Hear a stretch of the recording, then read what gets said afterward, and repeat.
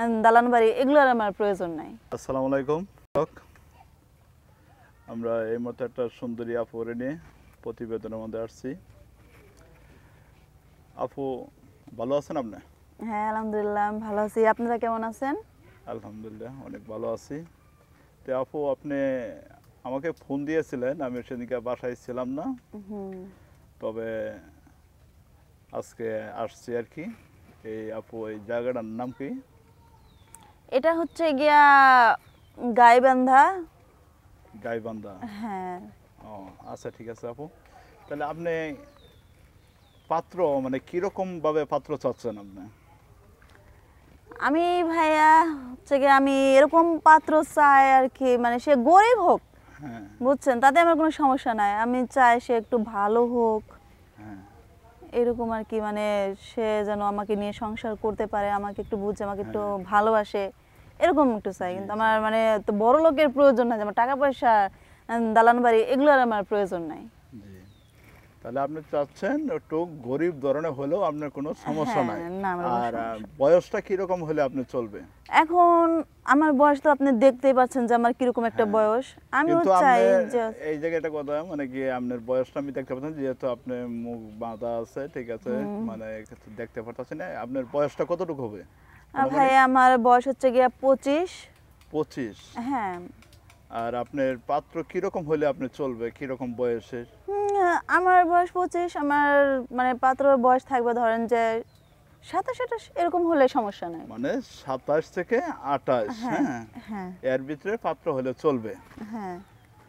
আর আপনার ফ্যামিলির মধ্যে কে কে আছে?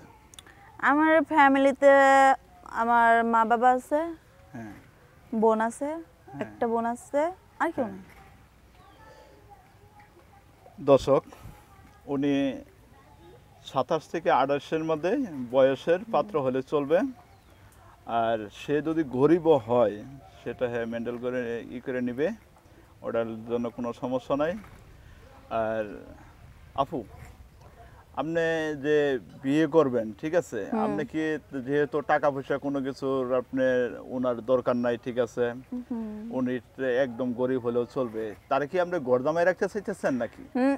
না না সেরকম কোনো বিষয় না, কারণ হচ্ছে কি হ্যাঁ মানে সে চাবে না যে বিয়ের পর কোনো ছেলে ঘর জামাই হয়ে থাকুক, হ্যাঁ। বুঝতে পারছেন? জি জি জি।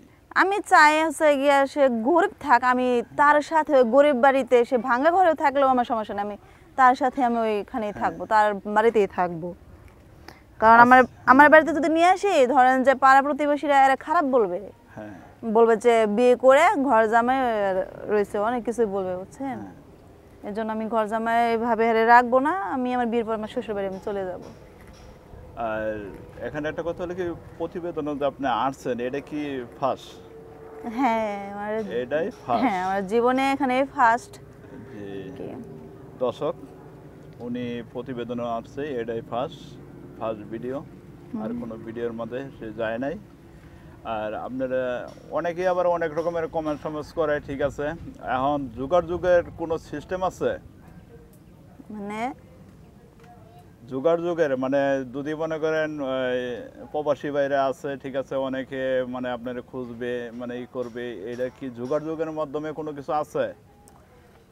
যোগাযোগের মধ্যে ভাইয়া ওটা হচ্ছে গিয়া আপনার সাথে মানে আর কি যোগাযোগ করবে, কারণ আমি আমার ফোন নাম্বারটা দেব না, কারণ হচ্ছে গিয়া অনেকে এই মানে খারাপ মন্তব্যে আমাকে ডিস্টার্ব করবে। হ্যাঁ এই জন্য আমি চাই না যে আমার নাম্বারটা দিতে, আমি চাই যে আপনার সাথে যোগাযোগ করুক, যোগাযোগ করে মানে সে যেই হোক আমাকে ই করুক, মানে প্রস্তাব দিক আর কি। দর্শক, উনি নাম্বারটা দিতে এখন চাচ্ছে না, হয়তো পরিবর্তন সময় হয়তো নাম্বারটা দিতে পারে। এখন উনি চাচ্ছে আমাদের মাঝে, যাতে আমাদের মাঝে মেসেজের ভিতরে, কমেন্টসের হ্যাঁ ভিতরে সে রিপ্লাই যে করবে, সেই রিপ্লাইটা সেই আনসার দেবে। তে যদি এই ধরনের কেউ প্রবাসী ভাইয়েরা যদি আপনারা যদি থাকেন, যদি এরকমভাবে যদি করতে পারেন, ঠিক আছে, তাহলে প্রস্তুতি অবশ্যই এটা হবে। আর উনিও চাচ্ছে কোনো টাকা পয়সা তার কোনো দরকার নেই, মানে ছেলের যে টাকা পয়সা লাগবে লাগবে সেটি সে চাচ্ছে না, সে একটা সুন্দর একটা ভালো মনের মানুষ চাচ্ছে। দর্শক, এটা বলে আমার প্রতিবেদনটা শেষ করছি। সবাই ভালো থাকবেন। আল্লাহ হাফেজ।